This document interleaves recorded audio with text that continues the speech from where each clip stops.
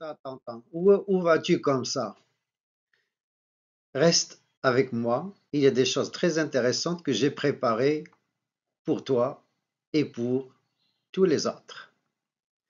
Alors, vous voulez apprendre la langue française, vous avez besoin d'enrichir votre vocabulaire. C'est ce que nous allons faire aujourd'hui. Alors, dans cette vidéo, on va voir 5 mots qui vont vous permettre de communiquer facilement et aisément. Alors, soit des verbes, soit des adjectifs.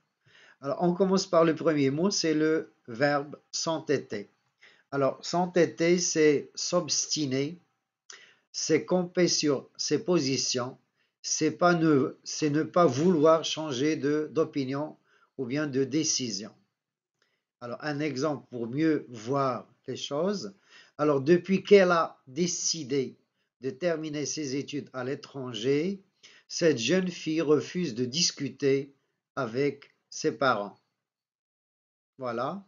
Et on passe au deuxième mot. C'est toujours un verbe et c'est le verbe braver. On dit généralement c'est braver une loi. Alors, c'est défier orgueilleusement, c'est enfreindre. Enfreindre, ça veut dire ne pas respecter une loi. Et un exemple, Antigone a bravé la loi interdisant l'enterrement de Polynice. Elle n'a pas respecté la loi qui interdit d'enterrer son frère. Et on passe au troisième mot. Alors le troisième mot, c'est un adjectif, et c'est un adjectif dont on a besoin car il qualifie une attitude. Indifférent. Quelqu'un qui est indifférent, c'est quelqu'un qui ne montre aucun intérêt, aucune émotion. Il est désintéressé, désinvolte, détaché, impassible, nonchalant. Regardez, il y a beaucoup de synonymes à l'adjectif indifférent. Et on a un exemple. Alors l'exemple, c'est absurde de remarquer que tu es indifférent à tout. Rien ne semble t'intéresser. Quatrième mot, et c'est un verbe, badiner. Alors badiner, c'est plaisanter. Badiner, c'est plaisanter. Et là, je cite le titre d'une pièce de théâtre.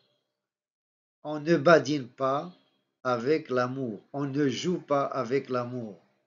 Ça veut dire que c'est quelque chose de sérieux.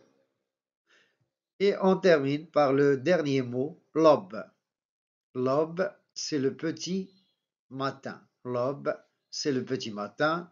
Et dans la religion musulmane, il y a la prière de l'aube. Exemple, il se lève chaque jour à l'aube pour faire sa première prière. Il se lève chaque jour à l'aube pour faire sa première prière. Voilà, c'est fini. Merci d'être resté jusqu'à la fin. Je vous promets qu'il y aura toujours des choses très intéressantes. Au revoir.